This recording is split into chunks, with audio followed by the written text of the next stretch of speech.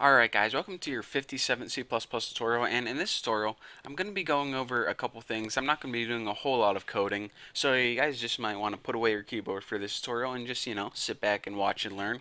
I'm going to be talking about something called a pure virtual function and also abstract classes, and actually they both go hand in hand, so, you aren't really learning, two totally new concepts.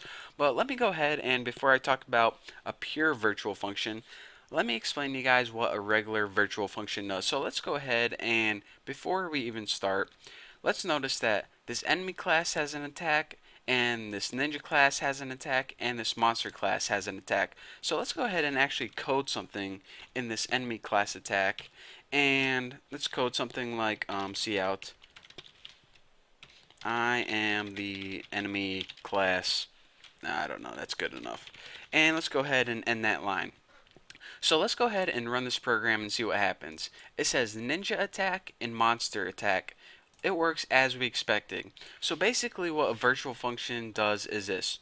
Whenever we're programming and using polymorphism, for example, if we made an object from the enemy class, it would go up. Let me explain this one more time. If we made an object from the enemy class and tried to use that attack function right here, what it would do is it would go up to the enemy class and call this attack function. But since this attack function is virtual, it would go back down and say, alright, it was a virtual function, which means I need to check what I'm pointing to, and if one of these derived class overwrites this attack function, then use that one instead. So that's why even though we inherited this attack function that says I am the enemy class, we overwrote it in these derived class. One of them says ninja attack and one of them says monster attack. So since we overwrote it right here, and since we're using polymorphism with virtual functions, that virtual function checked and saw that we were indeed overwriting it, and it used those more specific functions. So now let me talk to you guys about what a pure virtual function is. So let me go ahead and maybe this will be easier if I saw. If I go ahead and take out this attack, actually let me just go ahead and cut this from the monster class. Well, this monster class is already inheriting an attack function from the enemy class. If it doesn't implement its own specific attack function, it inherits the default general I am the enemy class. So let's go ahead and run this, and it says ninja attack had its own specific attack function, but the monster attack did not. So that's why I inherited the more general enemy class one. Simple enough. So basically, whenever you have a virtual function, you have the option of overriding it, but if you don't, it's no big deal because we already have a function right here that we inherited. But with a pure virtual function, and before I start talking about that, let me go ahead and paste this code right back in here. A pure virtual function doesn't give you the option of inheriting from the base class. In order to make a pure virtual function, you don't have a body at all. And instead of a body right here, what you have is equals 0. So basically you're saying this virtual function, which we see equals 0 instead of a body, is now a pure virtual function.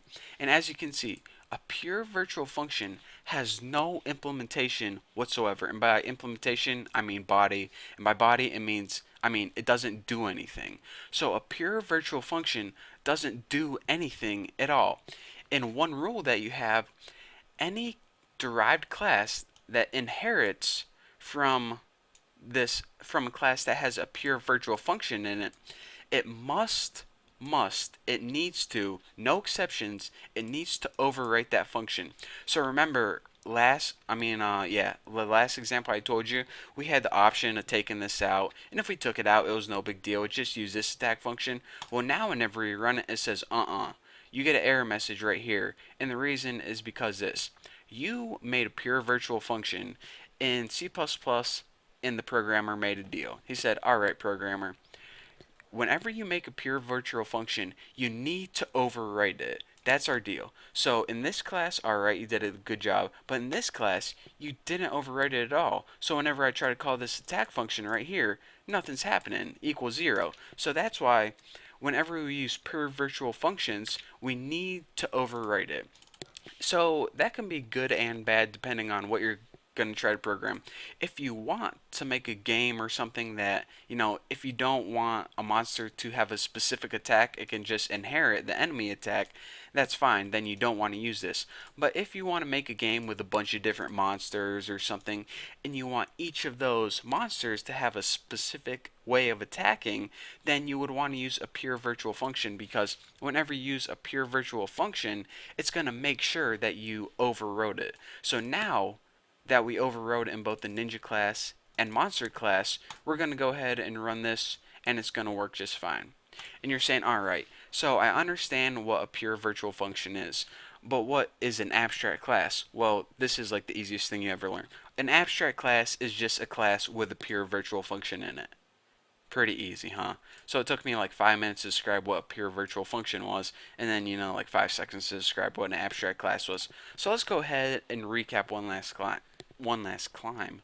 One last clam? No. One last time. Alright. Abstract classes are just classes with pure virtual functions in them. Now, whenever you make a pure virtual function, you don't have a body, you don't have curly braces, you don't have any implementation whatsoever. It's just a function that says any derived class needs to overwrite this function. It's just kind of checking to make sure you overwrite this function.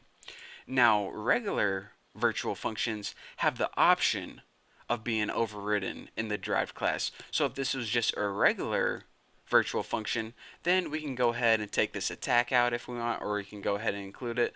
But a pure virtual function, we need to overwrite this attack function and give it, some code to run. We just can't, run this equals 0, or else the computer is going to flip out. So basically, before you could make an enemy object that use attack, wait, let me think how I'm going to say this. Well, basically I just said all I needed to say. I'm just gonna, tell you guys how it works in my program, but I think I just said everything I needed to say.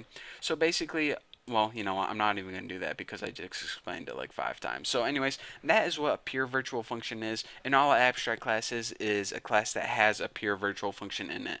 So I don't know if in the next lesson I'm gonna be showing you guys how to make a how to put polymorphism to use, or we're going to be moving on to another subject, but either way, it's going to be amazing, so stick with me, and yeah, we're almost done with polymorphism either way, so if it's stressing you out, just take a deep breath, and the end is near. So thank you guys for watching. Don't forget to subscribe, and I'll see you guys later.